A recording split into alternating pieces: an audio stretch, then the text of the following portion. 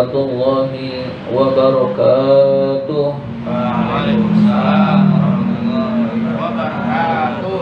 Alhamdulillah rabbil alamin. Wassalatu wassalamu ala asyrafil anbiya'i wal mursalin Sayyidina wa maulana Muhammadin wa ala alihi wa sahbihi ajma'in, amma ba'du. Puji syukur marilah senantiasa kita panjatkan kehadirat Allah Subhanahu wa ta'ala yang telah memberikan nikmat-nikmatnya kepada kita semua, antara lain nikmat iman, nikmat Islam, nikmat kesehatan, dan nikmat panjang umur, sehingga kita dapat menjalankan perintahnya, yaitu sholat maghrib berjamaah dan dilanjutkan dengan menuntut ilmu.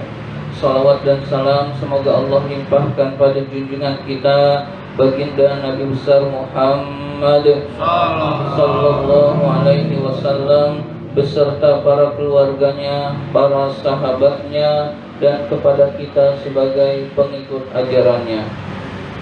Seperti biasa, marilah kita awali taklim kita dengan bersama-sama membaca surat Al-Fatihah. Ila hadratin Nabi Mustafa Rasulullah sallallahu alaihi wasallam wa ila muallifi hadzal kitab Asy-Syaikh Al-Imam Barakatul Anam Abdullah Ba'lawi Al-Haddad rahimahullah, nafa'anallahu bihi wa bi ulumihi fid dharain amin. Al-Fatihah. A'udzu billahi minasy syaithanir rajim. Bismillahirrahmanirrahim. Alhamdulillahi rabbil alamin. Arrahmanir rahim. Maliki yaumiddin. Iyyaka na'budu wa iyyaka nasta'in. Ihdinas siratal mustaqim. Siratal ladzina an'amta 'alaihim ghairil maghdubi 'alaihim waladdallin. Amin. Marilah kita lanjutkan pembahasan kitab An-Nasaihud Diniyah ini. Sekarang masih halaman 49. Halaman 49.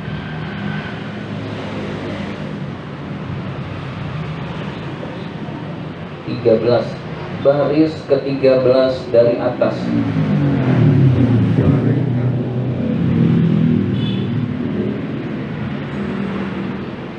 Bismillahirrahmanirrahim. Wa alaika, kamu harus, bil ikfari, memperbanyak, minas saumi, berpuasa, mutlakon, secara mutlak. Jadi hendaklah kamu atau kamu harus memperbanyak puasa secara mutlak. Jadi kita berpuasa bukan pada hari-hari yang diperintahkan puasa, hukumnya sunnah. Kita puasa pada hari Jumat sunnah, pada hari Rabu sunnah, asal bukan hari-hari yang diharamkan berpuasa. Yang diharamkan berpuasa kita sudah tahu, yaitu misalkan Idul Fitri, Idul Adha, kemudian hari tasyrik, kemudian setelah nisfu Sya'ban, padahal tidak biasa berpuasa. Jadi habis nisfu Sya'ban dia nggak biasa Senin Kemis, giliran habis nisfu Sya'ban dia puasa, nah itu makruh jatuhnya. Nah apabila pada nisfu Sya'ban hari terakhir, itu juga haram hukumnya. Jadi pada bulan Sya'ban, lalu hari terakhir besok Ramadan, dia nggak biasa puasa, lalu tiba-tiba puasa, nah itu haram. Nah habis nisfu Sya'ban dia nggak biasa puasa, tiba-tiba puasa, itu haram. Nah kecuali mengqadha, kalau mengqadha sampai Sya'ban terakhir juga nggak jadi masalah. Jadi orang yang biasa puasa Senin Kemis nisfu Sya'ban terusin aja sampai habis, nah itu nggak jadi masalah. Jadi dia orang nggak biasa puasa kok hampir Ramadan dia puasa, nah itu hukumnya makruh. Jadi setelah nisfu Sya'ban sampai Ramadan itu makruh puasa buat yang nggak biasa puasa. Nah yang biasa puasa terusin aja, nah itu tetap sunnah hukumnya. Bahkan ulama-ulama ada yang puasanya itu 3 bulan, Rajab, Sya'ban, Ramadan, dan itu gak jadi masalah. Nah buat yang gak biasa puasa, tahu-tahu mau Ramadan, habis Sya'ban itu puasa tuh hukumnya makruh. Nah, di hari tanggal terakhir bulan Sa'ban itu diharam puasa kalau dia nggak biasa puasa. 30 Sa'ban dia nggak biasa puasa, tahu-tahu puasa, nah itu haram, nggak boleh. Jadi akhir bulan Sa'ban itu, karena itu hari ragu-ragu antara masuk Ramadan atau bukan. Nah itu kurang lebih seperti itu. Nah kalau terjadi perbedaan pendapat, yang kita yakin itu yang kita laksanakan. Beda pendapat sama orang nggak apa-apa. Orang punya dasar sendiri dapat pahala, kita punya dasar sendiri dapat pahala, nggak jadi masalah. Tapi harus yakin ini Ramadan atau bukan. Ya kurang lebih seperti itu. Nah selain hari-hari yang diharamkan, hari tasyrik, hari tasyrik, Idul Adha, Idul Fitri, selanjutnya adalah sunnah puasa. Kapan aja sunnah? Mau Nabi Daud. Nah ketika puasa Nabi Daud ada hari tasyrik, nah nggak boleh. Nanti lanjutin lagi, terus begitu. Jadi atau puasa apapun hukumnya sunnah. Hukumnya sunnah. Kita memperbanyak puasa untuk mendekatkan diri pada Allah, itu hukumnya sunnah. Puasa untuk hajat itu juga diperbolehkan. Kita punya cita-cita, lalu dengan cita-cita ini kita berpuasa biar cita-citanya tercapai, itu hukumnya sunnah juga. Jadi nggak usah dibilang wah bid'ah, nggak usah. Jadi itu tetap hukumnya sunnah. Kita mendekatkan diri pada Allah biar cita-cita tercapai, lalu kita puasa, itu hukumnya sunnah. Nah itu kita hukumnya sunnah, kita mendekatkan diri pada Allah dengan berpuasa. Fa'innahu, karena sesungguhnya puasa itu min ablagil asya'i, perkara yang paling menyampaikan, fi riyadatin nafsi, di dalam latihan jiwa. Jadi latihan jiwa bisa sampai mendekatkan diri pada Allah, jalan keluarnya adalah berpuasa. Wa kasri syahawati, menghancurkan syahwat, menghancurkan hawa nafsu. Hawa nafsu itu bisa dikecilkan dengan berpuasa. Tidak bisa dihilangkan tetapi dikecilkan sehingga hawa nafsu kita terkendali. Wastinaratil qalbi, untuk bersinarnya hati. Wa tarqiqihi, dan lembutnya hati.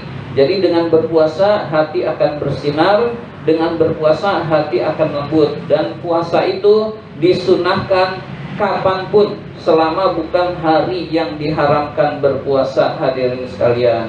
Maka kita usahakan yang sunnah-sunnah dulu sebelum kita ke yang sunnahnya ghairu muakkad, yang sunnah-sunnah dulu. Senin Kamis, Ayyamul Bid. Nah setelah itu ditambah dengan ibadah-ibadah puasa-puasa lain agar hati kita ini bersih, hadirin sekalian. Jadi bersihnya hati dengan ibadah, dengan sholat, dengan puasa, itu hati kita bersih.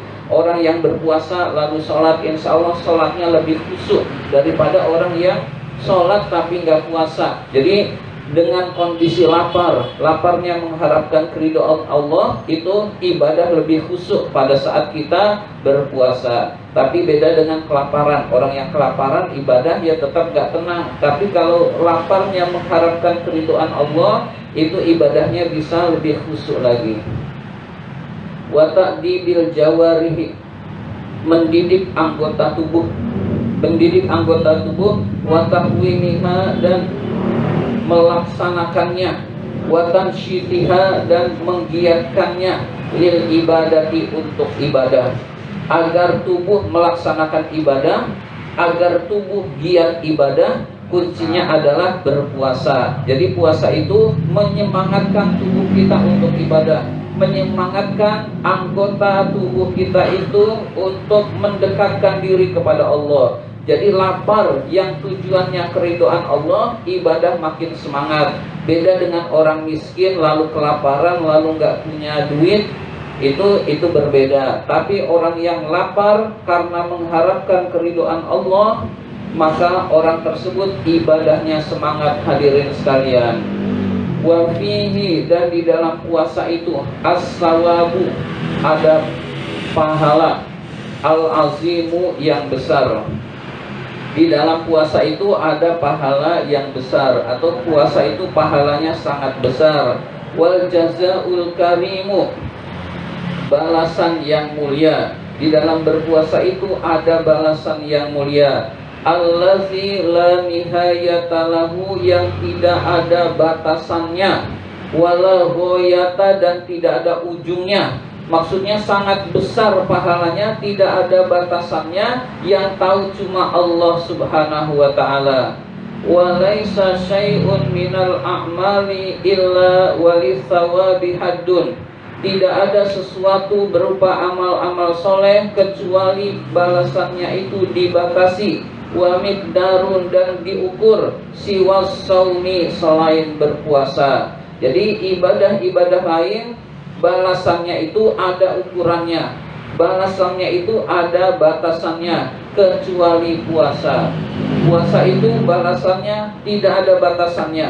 Sama dengan sabar, sabar pun balasannya tidak ada batasannya, karena ternyata puasa itu juga melatih kesabaran. Jadi pahala puasa itu Allah Subhanahu wa ta'ala yang mengetahui berapa besarnya pahala puasa, saking banyaknya.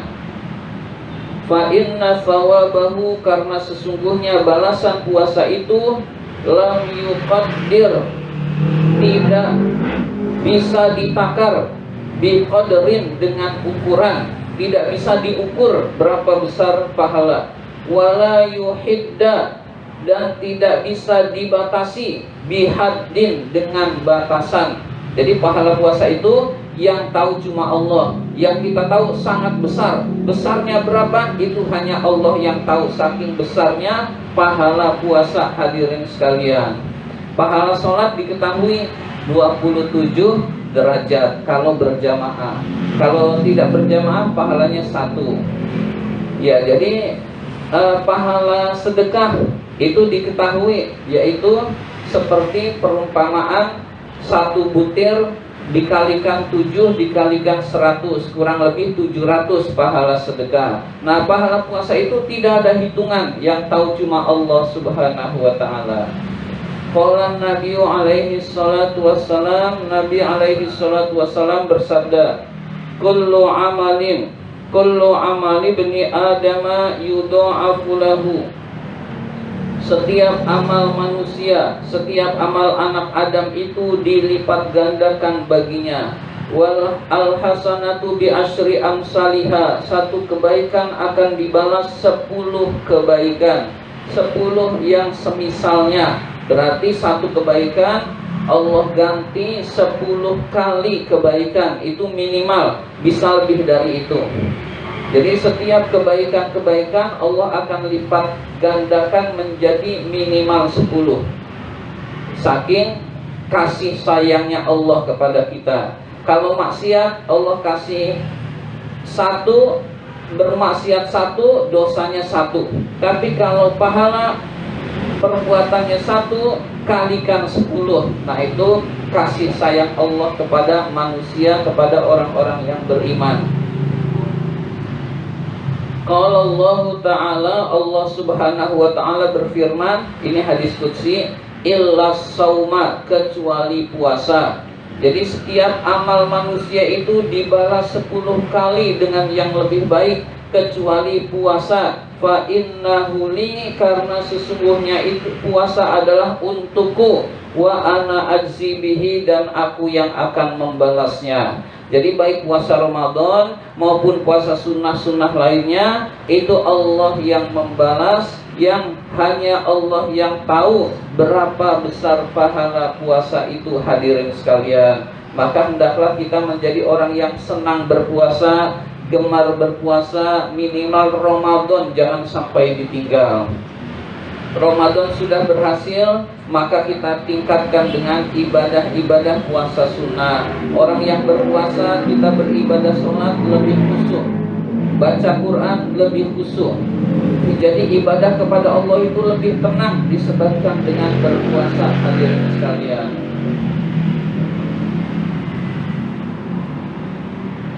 yada'u ta'amahu, dia meninggalkan makanannya, wasyarabahu, dan minumnya, wasyahwatahu, dan syahwatnya, min ajli, karena mengharapkan keridoanku.